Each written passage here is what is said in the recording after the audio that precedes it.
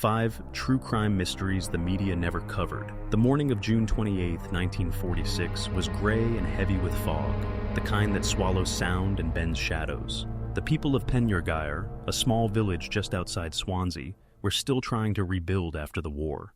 Bombed houses stood beside fields turning green again, and life felt fragile, like it could vanish at any second.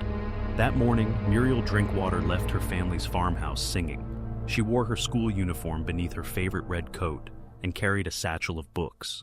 Her mother, Margaret, waved from the door and watched her walk down the forest path toward home after school. It was a short walk, barely a mile, but Muriel never arrived.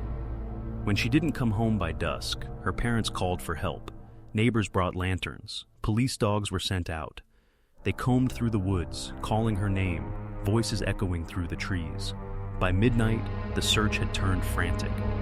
At sunrise, one of the searchers, a farmer named Thomas Davies, pushed through a thicket and froze. There, near a mossy clearing, lay Muriel. Her red coat was still on, but it was torn and stained. She had been assaulted and shot twice.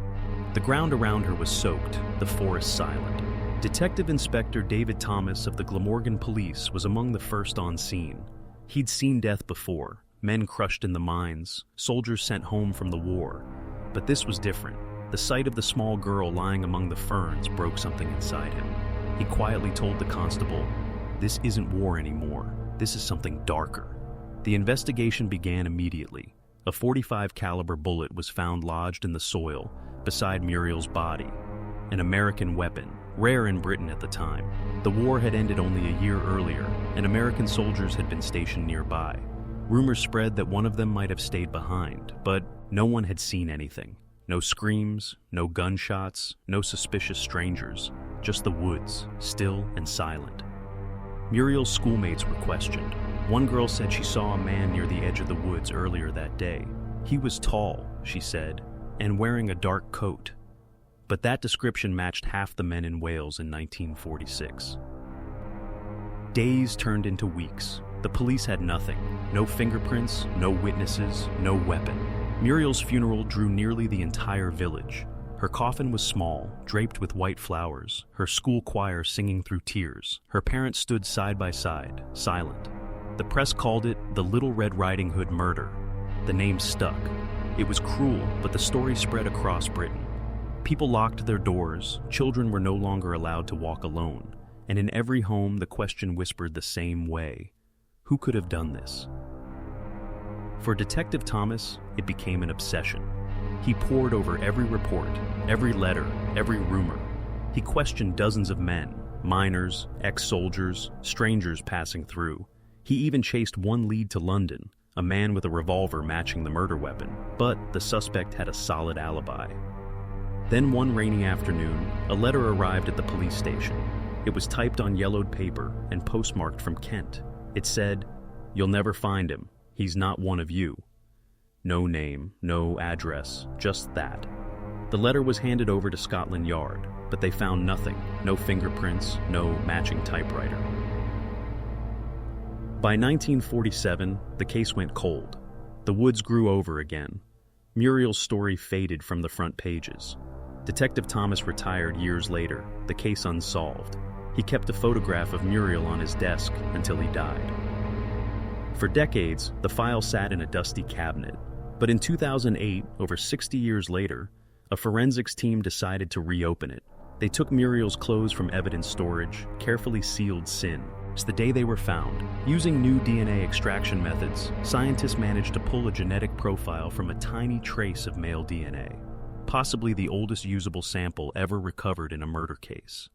When the results came back, it stunned everyone. The DNA didn't match any known suspects, but it did rule out one man the public had long believed guilty: Harold Jones, a notorious Welsh child killer, released from prison around the same time Muriel died. For years, people whispered his name, convinced he'd struck again. But science proved he hadn't.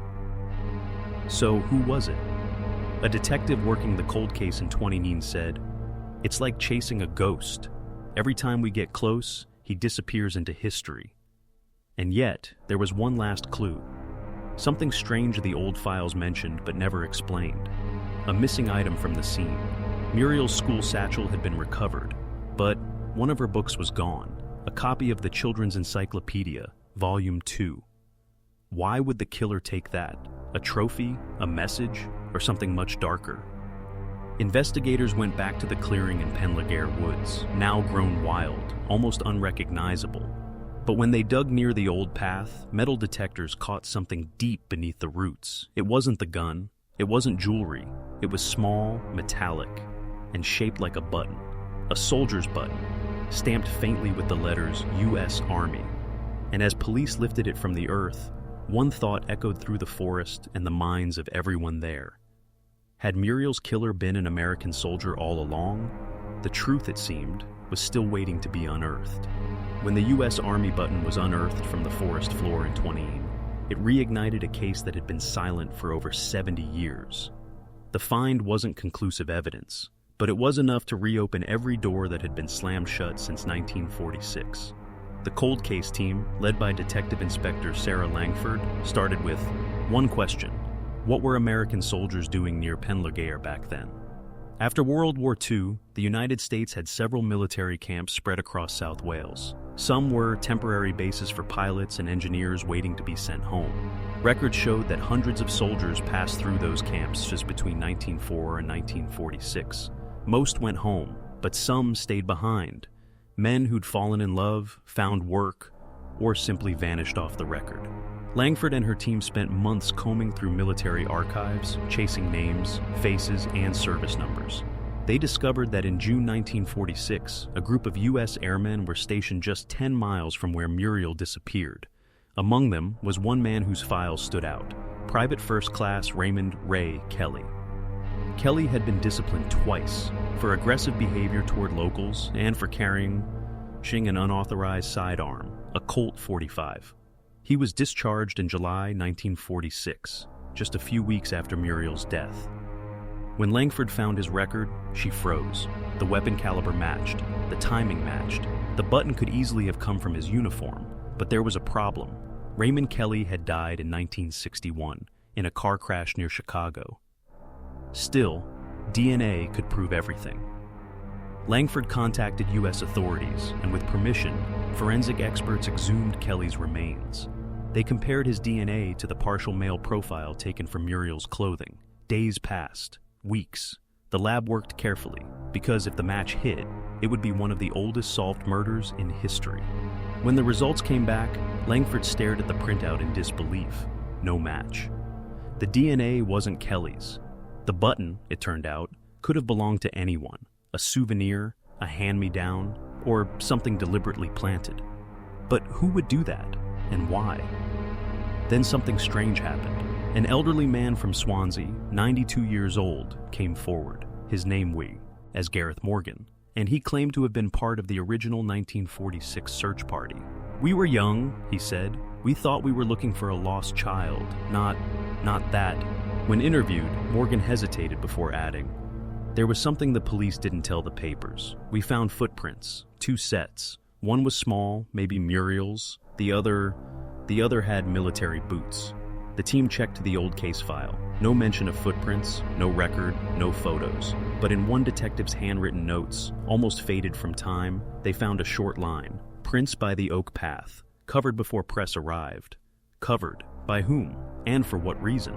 Langford suspected the investigation may have been quietly interfered with. Post-war Britain relied heavily on American aid. An accusation of a U.S. soldier murdering a Welsh child would have exploded politically. Was it possible someone buried the truth to protect international relations? She wasn't the first to think so. Back in 1947, local journalist Hugh Perry had written an unpublished piece claiming the police were pressured to back off the American angle. His notes, found in his family's attic decades later, included one chilling sentence: "They told me to stop asking about the man in the black raincoat, or else." But no one ever identified that man. Langford began reconstructing Muriel's last day step by step. She discovered that Muriel had stopped at a small farmhouse on her walk home to buy eggs from a local woman, Mrs. Bowen. The woman's grandson, now an old man himself, remembered something else. "Granny used to say she heard a deep voice near the gate that day," he told police. "An accent she couldn't place. said it sounded American. Still, there was no hard evidence, just whispers from the past. Then came another twist. In 21, a collector from London contacted police after hearing about the reopened case. He claimed to have purchased a box of old wartime memorabilia at an estate sale in Birmingham. Inside was a rusted revolver, an American Colt .45, with faint initials scratched into. Oh, the metal? RK ballistics testing was impossible. The gun was too degraded, but forensic experts recovered traces of blood from inside the barrel grooves. DNA testing began again. Weeks later, Langford received a call from the lab. The blood sample didn't belong to a man, it belonged to a child, and when they ran it through the National Cold Case database, the match hit instantly.